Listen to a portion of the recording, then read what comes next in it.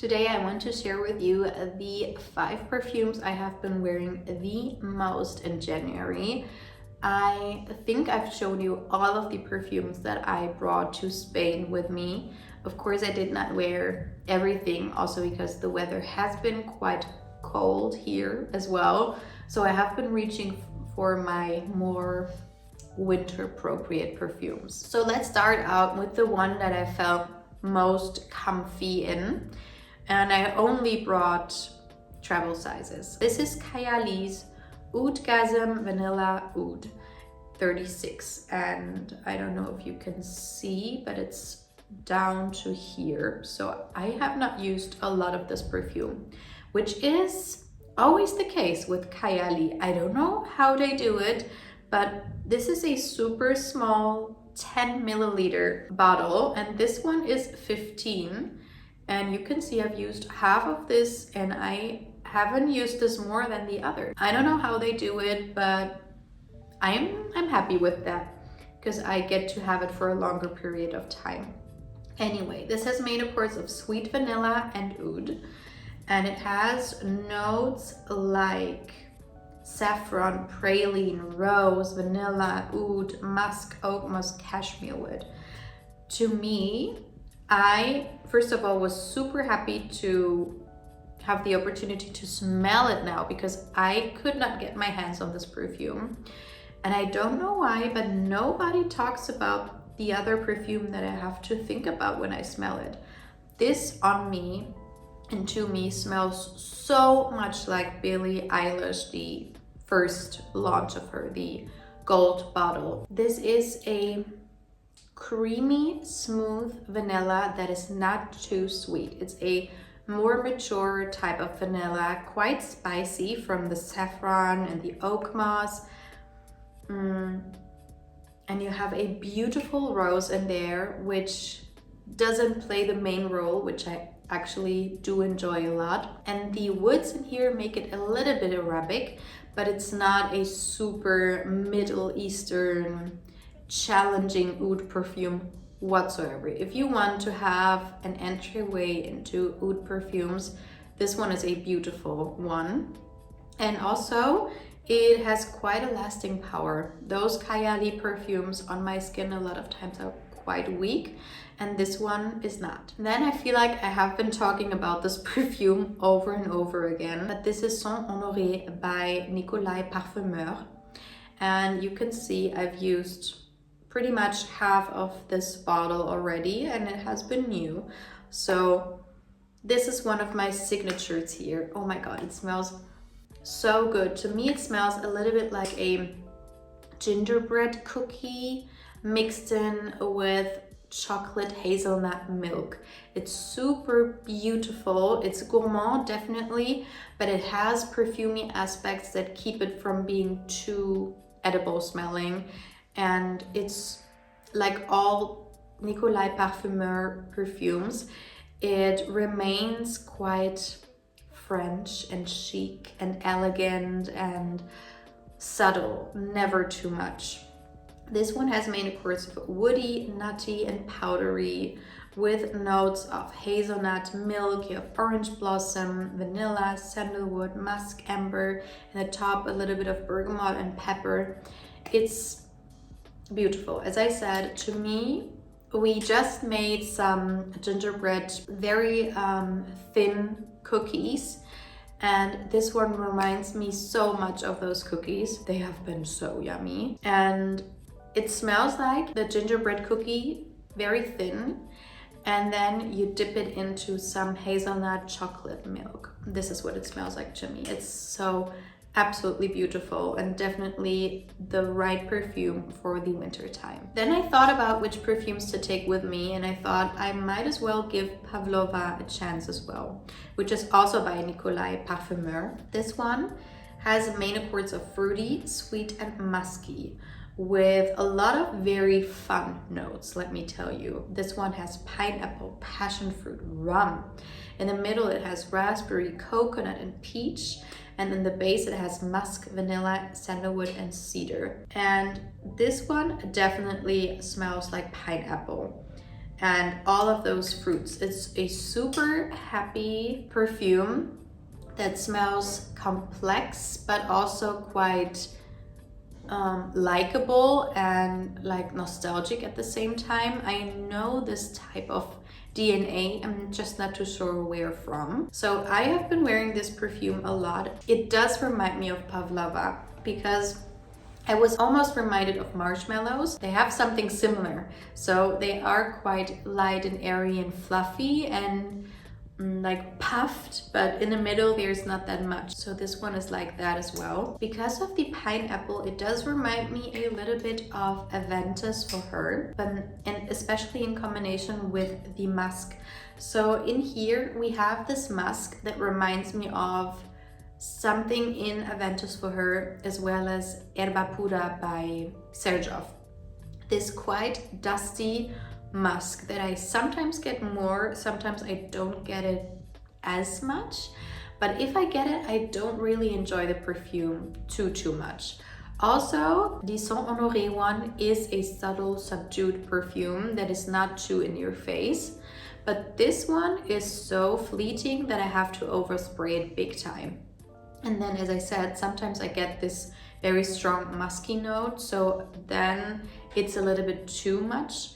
And sometimes I don't get that, and then I don't really get anything from this perfume, maybe like 1 to 2 hours later. So for that price, I'm not too sure about it, but I'm still going to wear it and use it up, because if I feel like wearing like a fruity, fun perfume that is not super summery, this is a beautiful offering.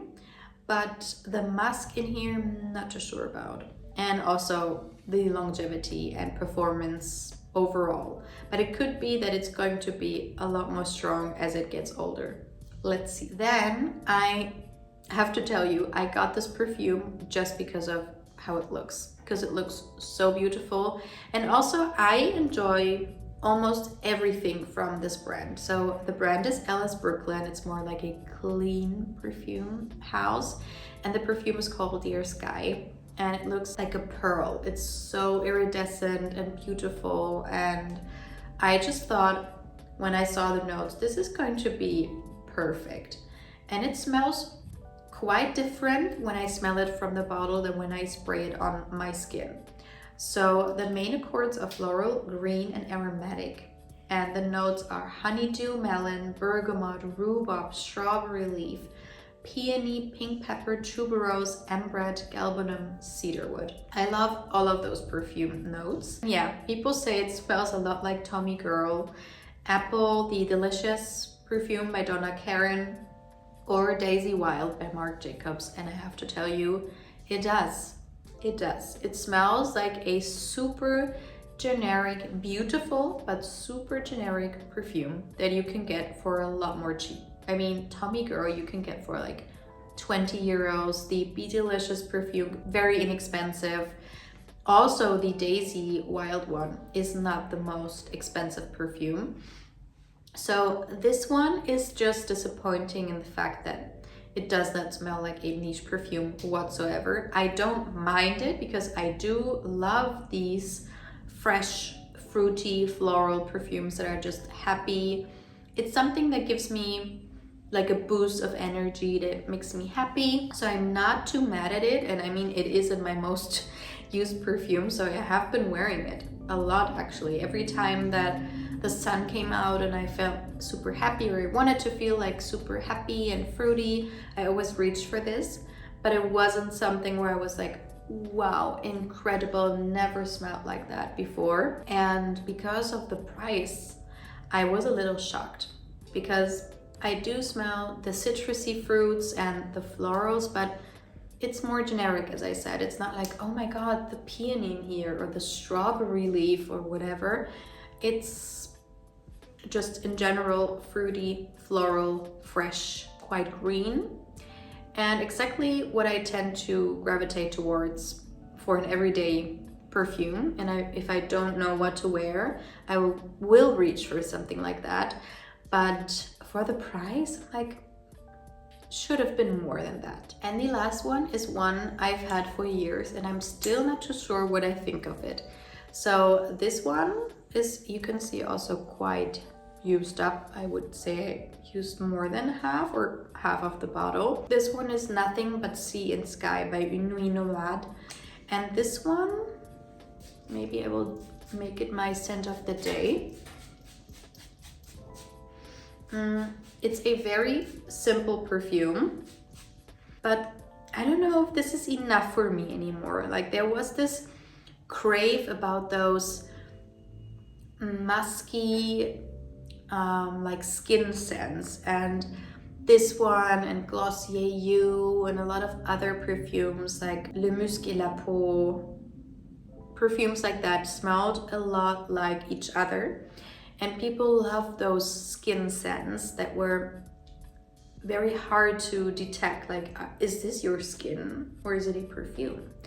And for that reason I do enjoy the DNA, but I have smelled this DNA so much that I'm a little bit bored by it, and I just don't know if I need a full bottle. So this has just 3 notes. It has bergamot, sandalwood and musk, and you can get all of those 3 notes very prominently. It's mainly, to me, a sandalwood scent, but it's a beautiful sandalwood scent. Sometimes sandalwood is like off smelling to me. It's too much, too milky, too, I don't know what it is, but it makes me almost feel sick. And this is not the type of sandalwood in here, fortunately. Also, I think it is because you have this very fresh burst of bergamot in here that makes it super fresh and almost like green and more fresh, as I said. And then you have this very airy musk that is not a dusty musk.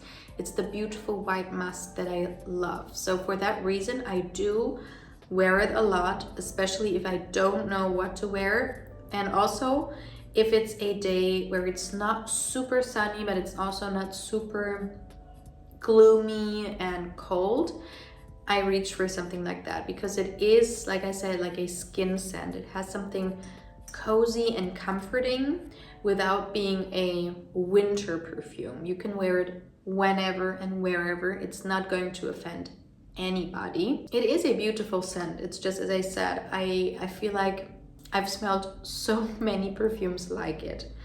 The thing is that I like about this one is the performance. So a lot of those perfumes, especially the Le Musc et la Peau, I can smell myself for maybe 30 minutes to an hour and then it's gone. Also with Glossier You, not that big of a performer. And this one, it's not a beast, but I can smell this hours later, especially if I overspray. And you can see I use quite a bit when I spray it. So you just saw I like spritz it all over my hair and my skin, sometimes on my clothes. And I can smell myself, I would say, half a day easily. And that is a good sign for a skin scent like that. So these were the perfumes I wore the most in January. I'm very excited to see what I'm going to wear in February. I thought I would buy a lot more perfumes here, but I have not seen a lot of exciting perfumes around here. Also, I really wanted to get more travel sprays in Sephora, but they only had very lame, boring offerings in stores. So yeah, I did not get any new perfumes, but I did order quite a bit of samples and bigger decants, so maybe I will wear those in February. Let's see. I hope to see you in my next video. Bye.